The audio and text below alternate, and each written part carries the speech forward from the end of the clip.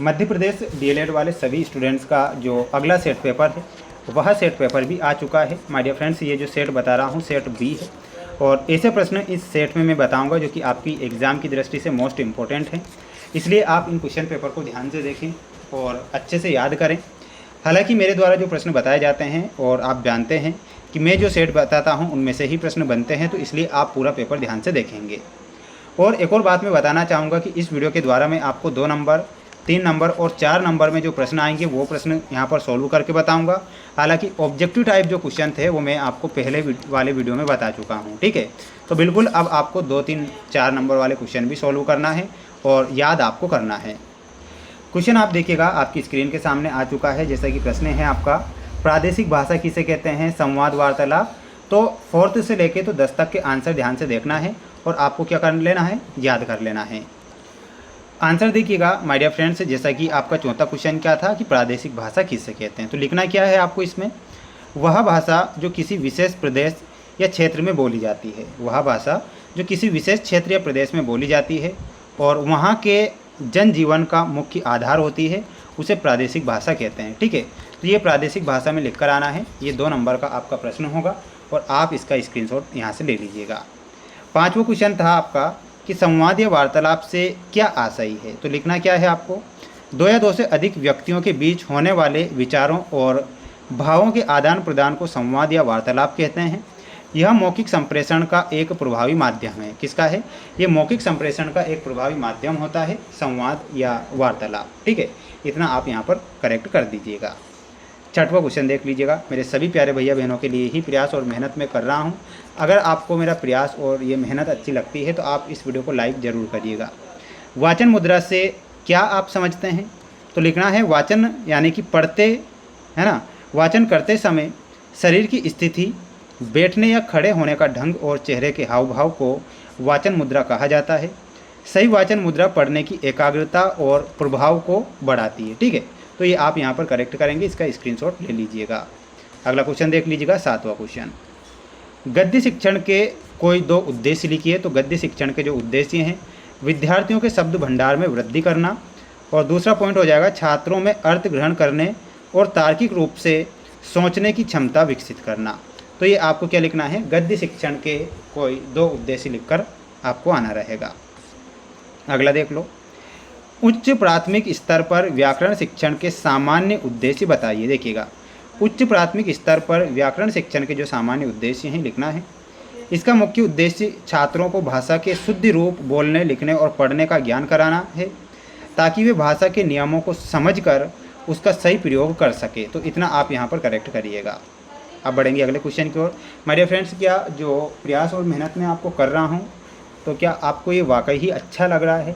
अगर आपको अच्छा लगता है ना तो माय डियर फ्रेंड्स, हमारे इस छोटे से चैनल को आप सब्सक्राइब जरूर करें, आप हमें मोटिवेट ज़रूर करें, जिससे कि हम आपके लिए आगे भी प्रयास और मेहनत करें। तो चैनल को सब्सक्राइब भी सभी बच्चे ज़रूर कर लीजिएगा। आकलन का क्या अर्थ है। तो आकलन एक ऐसी प्रक्रिया है जिसके माध्यम से यह पता लगाया जाता है कि सीखने वाले ने क्या सीखा है, उसे कहाँ कठिनाई आ रही है और शिक्षण प्रक्रिया में क्या सुधार आवश्यक है। अगला देख लीजिएगा, 10वां क्वेश्चन है आपका, हिंदी को राष्ट्रभाषा के रूप में स्पष्ट करने के लिए अपने विचार लिखिए। तो हिंदी भारत की संपर्क भाषा है जो देश की अधिकांश हिस्सों में समझी और बोली जाती है। यह हमारी सांस्कृतिक एकता का प्रतीक है और इसमें राष्ट्र को एक सूत्र में पिरोने की क्षमता है, इसलिए इसे राष्ट्रभाषा के रूप में समान सम्मान देना गौरव की बात है। तो ये आपको अपनी हिंदी राष्ट्रभाषा के रूप में लिख कर आना है। सभी मेरे प्यारे भैया बहनों से बस मेरा इतना कहना है कि आपके लिए ही प्रयास और मेहनत मैं कर रहा हूँ, आगे भी करूँगा, ये मैं आपसे बार बार कह रहा हूँ। आप सभी मेरे प्यारे भैया बहन वीडियो को लाइक और चैनल को सब्सक्राइब जरूर करें।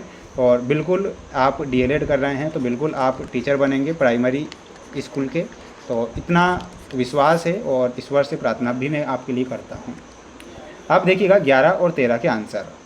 देखिएगा, ये 3 नंबर में क्वेश्चन आएंगे। जैसा कि आप देख सकते हैं कि कक्ष वार्तालाप के आयोजन में क्या सावधानियां रखनी चाहिए। क्वेश्चन क्या है आपका कि कक्ष वार्तालाप के आयोजन में क्या सावधानियां रखनी चाहिए।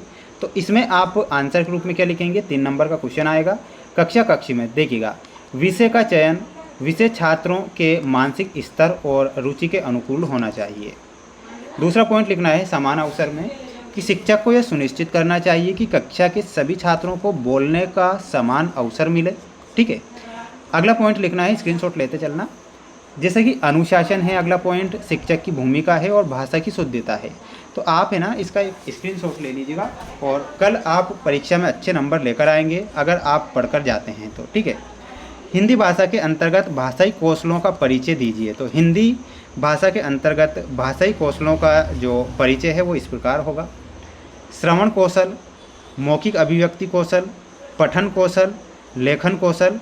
तो इतना आप स्क्रीनशॉट ले लीजिएगा और ये सारे पॉइंट का। ठीक है, 12वां क्वेश्चन देखिएगा कि भाषा शिक्षण में सुलेख का महत्व लिखिए।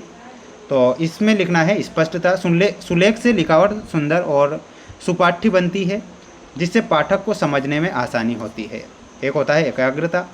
अच्छा लिखने के लिए छात्र को एकाग्र होना पड़ता है जिससे उसकी ध्यान लगाने की क्षमता बढ़ती है। तो इतना आप यहाँ पर करेक्ट करेंगे, स्क्रीनशॉट ले।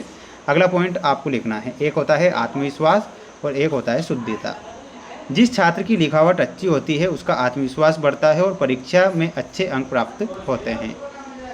शुद्धता में लिखना है सुंदर लेखन के अभ्यास से वर्तनी की अशुद्धियाँ कम होती है। तो इतना आप यहाँ पर करेक्ट करेंगे, तो इसका भी एक स्क्रीनशॉट ले लीजिएगा।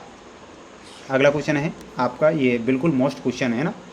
पढ़ते समय कौन सी बातों का ध्यान रखा जाना चाहिए, संक्षिप्त में हमें वर्णन करना है। पढ़ते समय पठन के दौरान निम्नलिखित बातों का ध्यान रखना चाहिए। एक होता है उचित मुद्रा।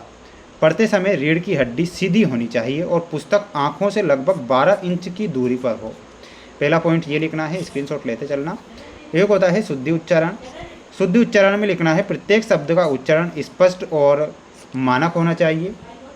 स्वर का उतार चढ़ाव में लिखना है भावानुसार स्वर में उतार चढ़ाव और विराम चिन्हों का पालन करना चाहिए। अर्थग्रहण में लिखना है केवल पढ़ना पर्याप्त नहीं है, पढ़ी गई सामग्री का अर्थ समझना भी अनिवार्य है। तो इतना आप यहाँ पर करेक्ट करिएगा। अगला क्वेश्चन देख लीजिएगा, 13वां है आपका, पद्य शिक्षण के प्रमुख उद्देश्य लिखिए। तो पद्य शिक्षण के जो प्रमुख उद्देश्य हैं वो इस प्रकार हैं, जैसा कि आप देख पा रहे हैं। एक होता है रसानुभूति, कल्पना शक्ति का विकास, सौंदर्य बोध और नैतिक व सांस्कृतिक मूल्य। तो इतना आपको क्या लिखना रहेगा, पद्य कविता शिक्षण के ये मुख्य उद्देश्य होंगे। अगला क्वेश्चन भी देख लो आप कि भाषा की कक्षाओं की मासिक योजना को स्पष्ट कीजिए। तो मासिक योजना 1 महीने के भीतर पूरे किए जाने वाले शिक्षण कार्यों का खाका होता है ना। तो ये आप स्क्रीनशॉट ले लेंगे, देखिएगा ये पूरे पॉइंट का आप। पाठ्यक्रम का विभाजन, कौशलों का वितरण, शिक्षण विधियाँ, स्क्रीनशॉट लें। इसके बाद में आपको लिखना रहेगा मूल्यांकन। तो ये क्वेश्चन हैं आपको जो कि मैंने यहाँ पर बताए हैं।